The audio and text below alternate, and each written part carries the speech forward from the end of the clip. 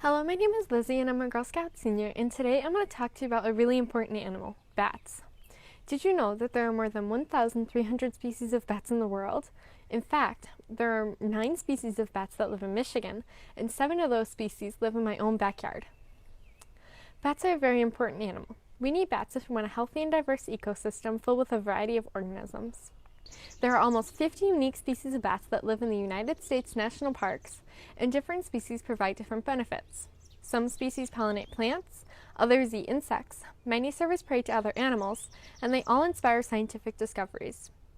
Fruit-eating bats play an important role in distributing seeds to maintain plants and forests.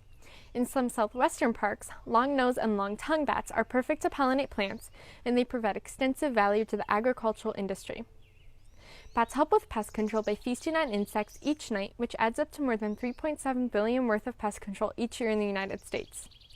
When bats are around to eat insects, there are fewer insect pests causing damage to crops, and farmers don't have to invest as much in pesticides. Imagine eating 200 quarter-pound burgers. That's how much a bat eats in insects in one night. Bats are in trouble and they need our help, which is why I have chosen to do my Gold Award on bat conservation. There are many reasons that bat populations are decreasing. The loss of natural places for bats to live remains one of the most widespread threats to bats. White nose syndrome is the biggest leading cause of bat deaths, killing 70 to 100% of the affected bats, with wind turbines being the second leading cause at 75%.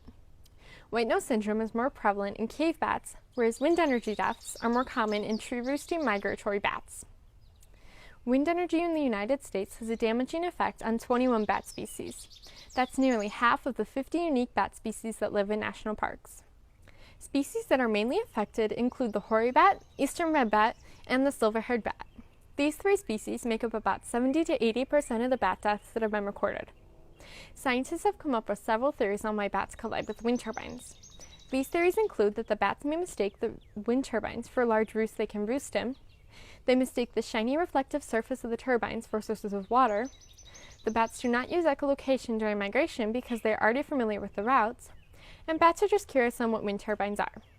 The blades can seriously injure or kill the bats when they collide with the wind turbines. Having the turbines start spinning at slightly higher wind speeds has been shown to reduce bat deaths by 50 to 60%. Research is also being done to add noise emitters to the turbines to help deter the bats. Although many people misunderstand bats, they are something we can't do without. Bats are the only major predator of night-flying insects. One bat can eat between 600 and 1,000 mosquitoes and other flying pests in just 1 hour. If bats disappear, the insect population will increase, causing crop failures, economic damage, and human illness. People can help. Things that you can do around your backyard are to provide a safe home for the bats, such as a bat house, and watch the bat house to count how many bats use it because many states keep track of bat populations.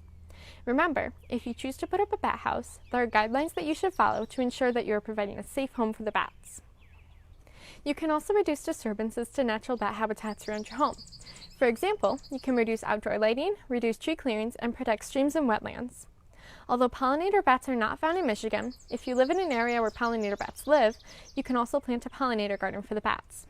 Things that you can do in or near a bat habitat, caves, or mines are to clean off your shoes and gear before and after entering the caves and leave the bats alone and don't disturb them.